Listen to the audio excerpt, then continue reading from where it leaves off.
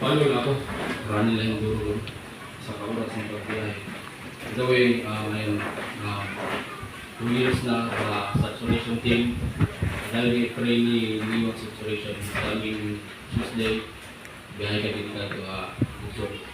Particularly June 3. So, i-pray niyo, include yung prayer. Kay ministry na di rin hapon makayon. O yung makita iba nga magsakit sa kailangan pero pagkato field challenging. Kaya mga challenge nito, pwede hapon mga execution. Pero we believe nga God is in control. So yan ang aga, hindi na mag-iha, hindi na ako mag-iha. Lagi na pagkatok daw. Ako nabrin natong Bible 2 Corinthians chapter 4 verses 1 to 5. 2 Corinthians chapter 4. Atong puli-pulihan o anong basa. Ako verse number 1, ito mga verse number 2. And then pag-abot verse number 5, mag-tungan kita. Ala mo? Sige yan.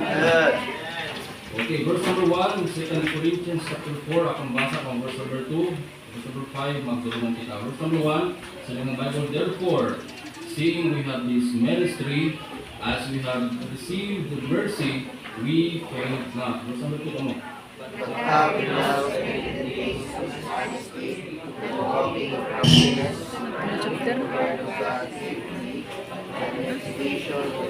Salamat. Ito?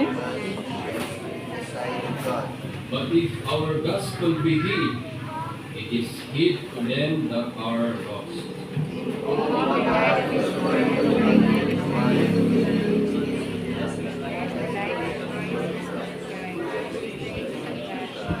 Verse number 5, magdugan kita, ready we preach not ourselves, but Christ Jesus the Lord, and ourselves your servants for Jesus' sake.